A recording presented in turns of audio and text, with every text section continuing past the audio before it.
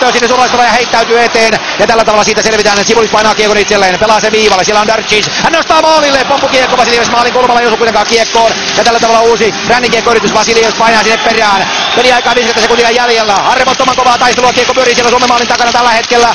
Mitä tästä vielä seuraa, kun kiekkoa pelataan maalin eteen? Väänänen maalin takana, sitten tulee apuun Kapanen ja saako kiekko keskialueelle? Saa kuin saakin.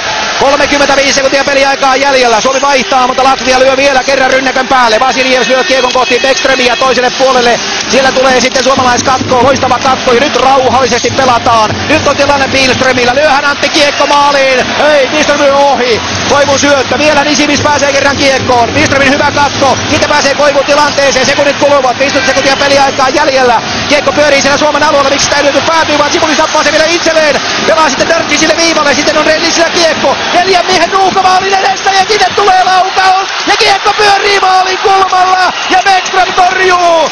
Bäckström torjuu, kun 3 sekuntia on peliaikaa jäljellä. Vielä suomalaiset onnistuivat keskialueella tekemään sen pahimman mahdollisen, eivät lyöneet kiekkoa päätyyn, vaan yrittivät ottaa sen haltuunsa. Ja tässä se tulee vielä uudelleen ja katsokaa, Bäckströmin loistavat pelastukset, hän vain kahmii sieltä kiekon alleen. Ja tällä tavalla Suomi pysyy pelissä mukana, ilmiömäinen maila torjunta Niklas Bäckströmiltä. Ja niin tämä 30-vuotias Minnesota maalivahti on ottanut sen rooli, mikä joukkueessa pitää ollakin. 3 sekuntia peliaikaa jäljellä. Suomi johtaa 2-1 ja kiinni. 3 pisteessä viimeinen aloitusvoitto tulee Suomelle. Väänänen saa kiekon ja Suomi voittaa tämän ottelun. Suomi voittaa tämän ottelun. Kiitos Niklas Bäckströmin ilmiömäisen maalivahtipelin. Kiitos Antti Pilströmin ja Niko Kapasen maalien, mutta paljon jäi vielä tietysti